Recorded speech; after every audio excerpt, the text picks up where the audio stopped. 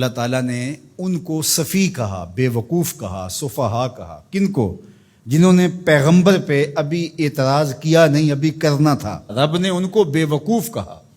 سَيَقُولُ السُّفَهَاءُ مِنَ النَّاسِ، یہ نہیں کہا سَيَقُولُ النَّاسُ مِنَ النَّاسِ، لوگوں میں سے کچھ لوگ کہیں گے. نہیں، لوگوں میں سے کچھ بے وقوف کہیں گے جو حضور پر اعتراض کی زبان کھولتے ہیں. اللہ ان لوگوں کو لوگ کہنا بھی گوارا نہیں کرتا، وہ اس قابل بھی نہیں ہے کہ ان کو لوگ کہا جائے. اس لیے کہا سَيَقُولُ السُّفَهَاءُ، جو رسول رحمت پہ اعتراض کی زبان کھولنے والے ہیں وہ عقل مند ہو کیسے سکتے ہیں؟ اگر علم کا نور ان کے سینے میں ہوتا تو یہ حضور پر تو 100 جان سے قربان ہو جاتے، اور یہ اعتراض کی زبان کھولے بیٹھے ہیں. تو کہا سَيَقُولُ السُّفَهَاءُ مِنَ النَّاسِ، لوگوں میں سے کچھ خفیف الحلم لوگ، کچھ جاہل، کچھ بے وقوف لوگ یہ کہیں گے ما وَلَّاهُمْ عَنْ قِبْلَتِهِمُ الَّتِي كَانُوا عَلَيْهَا، ان کو اس قبلے سے کس نے پھیر دیا جس پر یہ پہلے تھے. اب یہ اسلام کی تکذیب کرنے کے لیے، اسلام کو جھٹلانے کے لیے، قرآن کی تکذیب کرنے کے لیے، صاحب قرآن کی تکذیب کرنے کے لیے کوئی موقع ہاتھ سے نہیں جانے دیتے تھے. تو یہ موقع تھا نا، اس موقع سے فائدہ حاصل کرتے. قرآن نے کہا تھا بے وقوف یہ کہیں گے تو یہ نہ کہتے. قرآن نے کہا تھا کچھ بے وقوف یہ اعتراض کریں گے، یہ کہتے ہم نہیں کرتے. قرآن نے کہا ہے کہ اعتراض کریں گے، لاؤ کون ہیں جنہوں نے اعتراض کیا. لیکن وہ بے وقوف کاہے کا جو عقل کی بات کر جائے. تو اس لیے اللہ تعالیٰ نے کہا کہ لوگوں میں سے کچھ بے وقوف کہیں گے ما وَلَّاهُمْ عَنْ قِبْلَتِهِمُ الَّتِي كَانُوا عَلَيْهَا، ان کو اس قبلے سے کس نے پھیرا جس پر وہ تھے.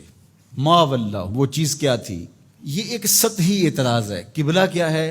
قبلہ جائے توجہ کو کہتے ہیں، ایک جہت ہے جس کو متعین کر لیا جاتا ہے. سجدہ قبلے کو نہیں ہے، سجدہ کعبے کو یا بیت المقدس کو نہیں ہے، سجدہ تو رب کو ہے. تو لوگوں کو یکسو کرنے کے لیے ایک سمت مقرر کر لی جاتی ہے اور سب ادھر رخ کر کے بیٹھ کے یکسو ہو جاتے ہیں.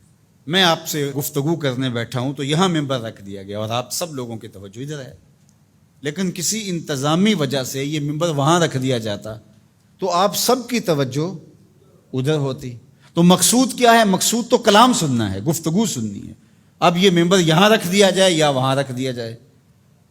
تو اللہ جل شانہ نے سجدہ تو اپنے لیے لوگوں کو اس کا حکم دیا ہے، لیکن ایک جہت متعین کر دی تاکہ لوگ یکسو ہو جائیں. یہ نہیں کوئی ادھر منہ کر کے کھڑا ہو جائے، کوئی ادھر کر کے کھڑا ہو جائے، ایسا نہیں، ایک جہت متعین کر دی. تو جو سمجھدار ہے وہ تو اس پر اعتراض نہیں کر سکتا کہ ادھر منہ کیوں کیا اور ادھر کیوں کیا.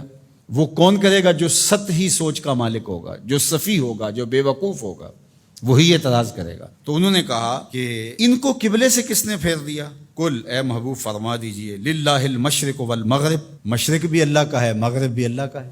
یہدی من یشاء الی صراط مستقیم، وہ جس کو چاہے سیدھی راہ کی طرف ہدایت عطا کر دے. مشرق اور مغرب کا کیا تعلق ہے؟ یہ تو اللہ کے ہیں، مشرق بھی اس کا، مغرب بھی اس کا، پورب پچھم اسی کے ہیں، یہ شرق و غرب اسی کے ہیں.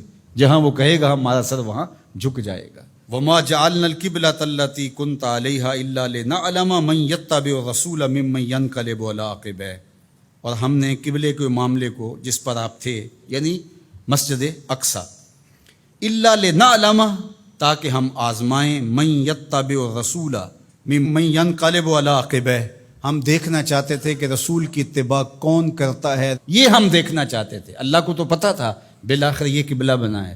تو جب حضور مکے سے ہجرت فرما کے مدینہ تشریف لائے تو اللہ اپنے محبوب سے کہہ دیتا کہ محبوب رخ ادھر کر لو، یہ یہودی اعتراض کریں گے، تو اللہ کے محبوب رخ ادھر کر لیتے. یہ تحویل قبلہ کا واقعہ ہی روپ پذیر نہ ہوتا. اللہ تعالیٰ فرماتا ہے یہ ہم نے اس لیے کیا کہ ذرا ادھر منہ کر کے کچھ عرصہ نماز پڑھ لیں، پھر دیکھیں رسول کے پیچھے یہ رخ پھیرتے ہیں یا نہیں پھیرتے، یہ قبلے کو مانتے ہیں یا رسول اللہ کو مانتے ہیں. یہ ہم دیکھنا چاہتے تھے، یہ ہم پرکھنا چاہتے تھے، یہ ہم آزمائش کرنا چاہتے تھے تمہاری. اللہ اکبر. اب دیکھو دوہری آزمائش تھی صحابہ کی، بالخصوص جو مہاجرین تھے.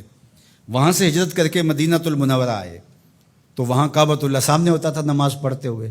اب جہاں سے بندہ آیا ہو اس وطن معلوف کے ساتھ ایک الفت کا رشتہ ہوتا ہے، اس لیے اسے وطن معلوف کہتے ہیں. اب ان کا دل تو کرتا ہوگا ادھر رخ کریں، لیکن 16-17 ماہ ان کا امتحان لیا گیا ادھر پیٹھ کرو جدھر تمہارا جی چاہ رہا ہے. کیونکہ رسول کا رخ ادھر ہے، تمہارا رخ بھی ادھر ہونا چاہیے۔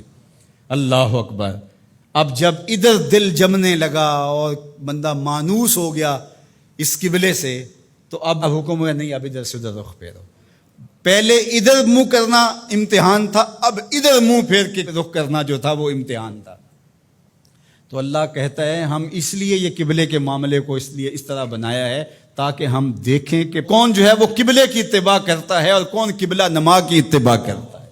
ہم یہی دیکھنا چاہتے ہیں۔ یہ بہت بھاری کام تھا، لیکن جن کو اللہ نے ہدایت دی ان کے لیے مشکل نہیں ہے۔ قبلے سے ہی پھر جانا، قبلے سے رخ پھیر کے دوسری جانب کر لینا، یہ کوئی اتنا آسان کام ہے؟ اللہ کہتا ہے یہ بھاری کام تھا، وزنی کام تھا، لیکن جس کو اللہ ہدایت دے اس کے لیے مشکل نہیں ہے۔ اور آپ تاریخ پڑھیں، کسی ایک نے بھی یہ نہیں کہا کہ یہ کیا ہوا، حضور کے سارے غلاموں نے رخ پھیر لیا۔